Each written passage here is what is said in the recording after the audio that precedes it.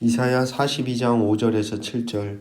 하늘을 창조하여 펴시고 땅과 그 소산을 내시며 땅 위의 백성에게 호흡을 주시며 땅에 행하는 자에게 영을 주시는 하나님 여호와께서 이와 같이 말씀하시되, 나 여호와가 의로 너를 불렀은즉 내가 너의 손을 잡아 너를 보호하며 너를 세워 백성의 언약과 이방의 빛이 되게 하리니, 내가 눈먼 자들의 눈을 밝히며 갇힌 자를 감옥에서 이끌어내며 흑암에 앉은 자를 감방에서 나오게 하리라. 아멘.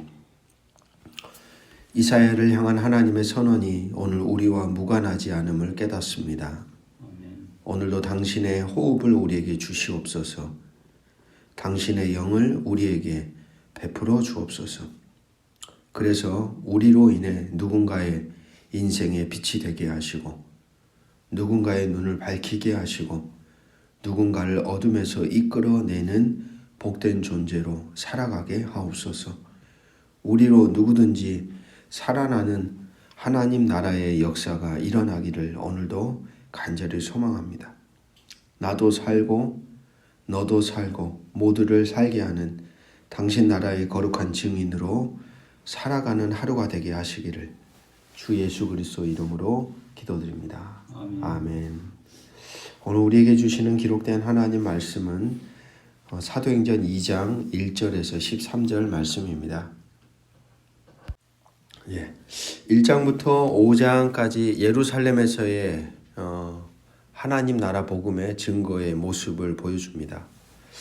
1장부터 2장 47절까지는 그 중에서도 초대교회의 시작을 보여주는 내용이 기록되고 있습니다.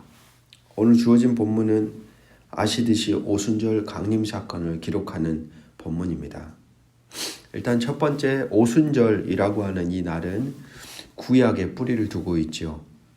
77절 또는 맥추절이라고도 불리는 날이 바로 이 오순절입니다. 구약에서는 보통 밀 수확의 첫 수확을 양의 희생과 함께 드렸던 절기입니다. 그러니까 농업과 유목민의 뿌리를 두고 있었던 절기 축제입니다. 이스라엘 공동체 안에 있었던 세 개의 큰 농사 축제 중 하나로 계절의 변화와 땅의 소산을 허락하신 하나님께 찬양하고 감사하는 날이 바로 이 날입니다. 구약과 신약 시대의 사이의 시기를 중간기라고 보통 말하죠. 그러니까 말라기가 끝나고 세례요한이 오기 전까지의 그 사이의 기간을 보통 신학자들은 신구약 중간기라고 표현하는데요. 그 중간기 시대의 유대교 일부 종파들에서는 이 오순절이 하나님과 맺은 언약을 갱신하는 날로 지켰다고 합니다. 시간이 흘러 기원 후 70년 성전이 파멸된 이후에 유대인들은 오순절을 시내산 율법 수요와 연결시켜서 기념하였다고 하지요. 그런데 그에 반해서 우리가 속해 있는 이 기독교 공동체는 오순절을 율법의 온전한 실현을 가져다 주는 구약의 말씀이 성취되는 날로 해석합니다. 바로 그 배경이 오늘 본문과 내일 본문 베드로의 설교 가운데 녹아 있습니다. 2절을 보시면 하늘로부터 라고 기록을 하고 있죠. 하늘로부터. 이와 같은 표현은 모든 현상과 사건들이 사람으로부터 기원한 게 아니라 하나님으로부터 기원한 초자연적인 현상, 그리고 철저한 하나님의 주권적인 활동 속에 일어났음을 분명하게 말하고 있습니다.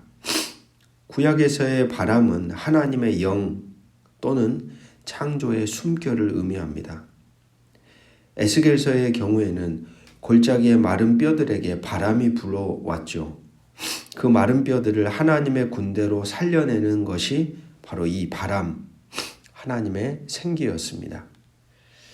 오늘 본문을 보면 불의 혀처럼이라고 표현했는데 이와 같은 현상이, 이와 같은 기록은 주관적인 경험이 아니라 누가 보기에도 보편적인 현상으로 관찰 가능한 모습이었다라는 것을 우리에게 말해주고 있습니다. 그러니까 그 현장 속에 있었던 사람들은 그 장면을 누구나 동일하게 보았다라고 기록하는 것이죠. 이와 같은 성령 강림의 특징이 있습니다. 그 특징을 우리가 알아가기 위해서는 구약과 비교할 때 더 두드러지게 이해할 수가 있는데, 구약의 경우에는 하나님의 신이 특별한 사람들에게만 임하였습니다. 기억해 보시면 누구에게 임하였습니까? 왕 또는 제사장, 그리고 선지자, 그리고 특별한 사사들, 그러니까 소수의 어떤 사람들에게만 하나님의 영이 임하고 있죠. 하지만 오늘 본문 속에서 그곳에 있는 모든 사람들에게 하나님의 영이 임하고 있습니다. 이건 아주 대조적인 모습이죠. 구약시대의 성령 강림은 개인적이고 그렇게 부분적이고 잠정적인 것으로 특별한 계층의 사람들에게 주어지는 특별한 사건이었습니다. 그러나 오늘 본문 속에서 오순절의 사건은 공동체적이고 보편적이고 전체적인 사건으로 일어납니다. 2장 3절 4절을 한번 보십시오. 마치 불의 혀처럼 갈라지는 것들이 그들에게 보여 그 다음에 각 사람 위에 하나씩 임하였다. 하나씩. 그러니까 집단으로 임한 게 아니라 각 사람 위에 하나씩 임하였다. 그리고 4절을 보시면 그들이 다 성령의 충만함을 받고 성령이 말하게 하심을 따라 다른 언어들로 말하기를 시작하니라. 그들이 다 성령의 충만함을 받았다. 라고 기록하는 장면이 바로 그와 같은 내용입니다. 오늘 본문에서 초대교회가 경험한 방언은 말 그대로 한 지방의 언어입니다. 예를 들어 외국어라고 보시면 됩니다. 외국어.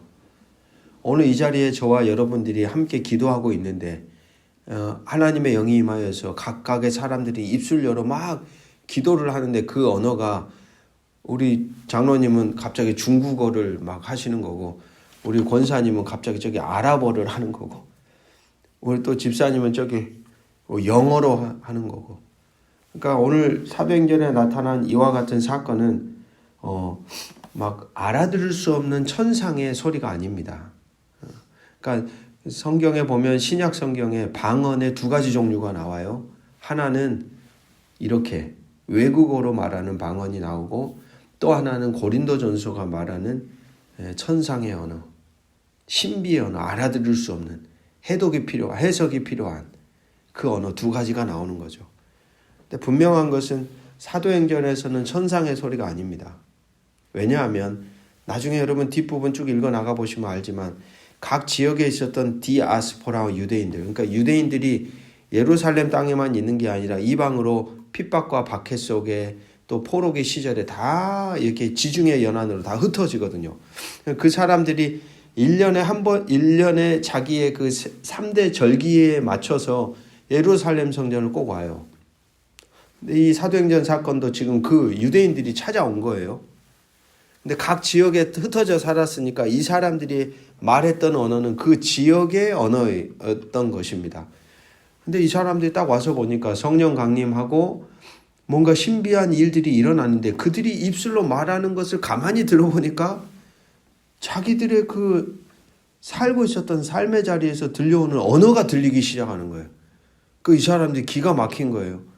여러분 오늘날과 같이 AI가 뭐 발달하고 그러면 요즘에는 핸드폰 번역기만 대놔도 그냥 언어가 막 소통이 되잖아요. 소통이 안 되는 거죠. 그러니까 미국에 넘어가도 뭐 1.5세대, 2세대, 3세대 재미교포가 되면 여러분 그 밑에 세대들은요 언어를 상실하잖아요. 한국어를 할 수 없는 상태에 이르듯이 그 사람들도 이제 그 지역의 언어를 습득해서 살아가는데, 와봤더니 놀랍게도 이 예루살렘 성전에서 자기 지역의 언어가 들려오기 시작하는 거예요. 그게 이들에겐 충격적이었던 겁니다. 그래서 오늘 본문의 상황이 바로 그러한 것을 보여줍니다. 초대교회가 경험한 방언은 말 그대로 한 지방의 언어로 이방인들과 소통을 가능하게 만들어 주었습니다. 서로 간의 의사소통이 불가능했기 때문에 두려움이 있고 거리를 두고 오해도 되고 단절되었던 관계 안에 이 방언을 통해 대화와 가능한 만남 관계의 자리가 세워지게 되었다라는 것이죠. 그래서 2장 6절을 보십시오. 이 소리가 나매 큰 무리가 모여 각각 자기의 방언으로 제자들이 말하는 것을 듣고 소동하는 이유가 그거예요. 놀란 거예요. 이들이 왜 내 언어를 쓰고 있지? 이런 경우가 된 것이죠. 그런 관점에서 성령의 임재 속에 다양하게 나뉘어졌던 존재들이 하나 되게 하는 사건이 바로 성령 강림 사건입니다. 내일 읽게 된 2장 끝자락의 말씀 속에서도 이러한 성도들의 공동생활의 흔적을 통해 나뉘어진 서로 간의 관계가 회복되는 흔적을 사도행전은 우리에게 말하고 있습니다. 즉 성령 충만의 현상으로 나타난 방언을 통해 소통하고 연결되고 함께 공동체를 이루게 되었다라는 것이죠. 성령을 통하여 자기의 것을 자기의 것으로 주장하지 않게 되고 성령을 통하여 나뉘어진 무너진 부서지고 깨어진 관계 안에 다리가 놓아지는 일들이 일어난 것입니다. 여러분, 이와 같은 성령을 허락하셔서 이와 같은 일들을 행하시는 이유가 무엇입니까? 바로 그것은 하나님의 말씀을 구현하고 지켜가는 데에 있습니다. 에스겔서 36장 25절에서 28절은 이렇게 기록하고 있습니다. 들어보십시오. 맑은 물을 너희에게 뿌려서 너희로 정결하게 하되 곧 너희 모든 더러운 것에서와 모든 우상 숭배에서 너희를 정결하게 할 것이며 또 새 영을 너희 속에 두고 새 마음을 너희에게 주되 너희 육신에서 굳은 마음을 제거하고 부드러운 마음을 줄 것이며 또 영을 너희 속에 두어 너희로 내 율례를 행하게 하리니 너희가 내 규례를 지켜 행할지니라. 내가 너희 조상들에게 준 땅에서 너희가 거주하면서 내 백성이 되고 나는 너희 하나님이 되리라. 아멘. 에스겔서에서도 새 영을 주겠다고 예언을 했어요. 그 새 영을 허락한 사건이 어디냐? 바로 오순절 성령 강림 사건인 거죠. 주신 이유가 분명하게 나오고 있습니다. 굳은 마음을 제거하고 새 마음을 주고 부드러운 마음을 줄 것이고 내 영을 너희 속에 두어서 율례를 행하게 하고 규례를 지켜 행하게 하며 나는 너희의 하나님이 되고 너희는 내 백성이 될 것이다. 라고 말하고 있습니다. 여러분, 우리가 예수를 주로 고백하는 순간부터 성령께서 같이 한번 고백합시다. 우리 가운데 내주하십니다. 믿으십니까? 예수님을 우리가 믿음으로 고백하는 순간부터 우리가 인정하든 안 하든 하나님의 영이 우리 가운데 거처를 삼아요. 거처를. 그분이 내주하시는 증거가 매 순간 우리에게 이런 고민들이 생기는 거예요. 하나님의 뜻대로 해야 될까? 아니면 그냥 내 마음대로 살까? 내 성질대로 그냥 쏟아버릴까? 아니면 이건 하나님의 뜻이 아닌데, 이런 갈등과 고민이 생겨나는 이유가 우리 가운데 나 아닌 또 다른 존재가 거주함으로써 그 갈등의 상황이 발생하는 거예요. 성령이 임하셨다는 증거는 바로 그러한 현상 속에서 우리는 알 수 있습니다. 매 순간 우리는 하나님 말씀에 순종할 것인가, 여전히 내 뜻과 욕심대로 살아갈 건지를 놓고 갈등합니다. 바로 그 순간 우리가 성령의 다스림 아래에서 그분의 인도를 따라 순종함으로 따라가는 삶이 성령 충만이요 성령 세례를 받는 이들의 흔적입니다. 그렇기에 한 존재가 성령 세례 그리고 성령 충만함을 받았냐라는 것을 우리는 하나님의 말씀에 순종하고 있는지를 볼 때에 알아차릴 수가 있는 것이죠. 분명 우리 자신의 힘과 능력으로는 하나님의 말씀을 따라 순종하며 살아갈 수는 없지만 우리 속에 계시며 우리를 도우시며 우리를 주장하시며 우리를 다스리시는 하나님의 영의 인도하심을 신뢰하며 순종할 때에 그 가운데 성령 충만한 삶의 흔적이 나타나게 된다는 것을 우리는 기억해야 합니다. 성령 강림 사건을 정리해 보자면 언어가 통하지 않았던 사람들이 대화가 가능하게 되고 서로 오해하고 불신하고 적대하였던 그들의 관계 속에 서로를 이해하고 소통하고 공감하며 사랑할 수 있는 다리가 놓아진 사건이 성령 강림 사건입니다. 오늘 우리가 속한 교회 안에 하나님의 성령이 충만하게 임하기를, 오늘 우리 각자 성도들의 인생 안에 성령의 충만함이 임하기를, 우리가 속한 교회 공동체 안에 세상이 들을 수 있는 방언과 같은 도구들을 우리의 존재를 통하여 허락해 달라고, 그리고 우리도 역시 잠재되고 기다리는 누군가에게 연결되어 하나님의 나라를 전하는 자로 살아가게 해달라고 오늘도 마음을 모아 갈망하며 구하며 여러분에게 주어진 하루의 삶을 걸어가시기를 주의 이름으로 축복합니다. 기도하겠습니다. 모든 이들에게 허락된 성령이시여 갈망하는 이들에게 모두 임하여 당신의 영을 부으시고 새 마음을 주시고 당신의 선한 마음을 품고 말씀에 순종하며 살아가도록 허락하신 아버지 하나님, 오늘 연약한 우리에게도 임하셔 어긋나고 부서지고 깨어진 관계의 자리에 새로운 관계의 다리가 세워져 가게 하옵소서. 그리고 그곳에 주님이 선포하신 하나님 나라를 세워가는 복된 증인으로서 삶을 걸어가도록 우리의 삶을 오늘도 주관하여 주시옵소서.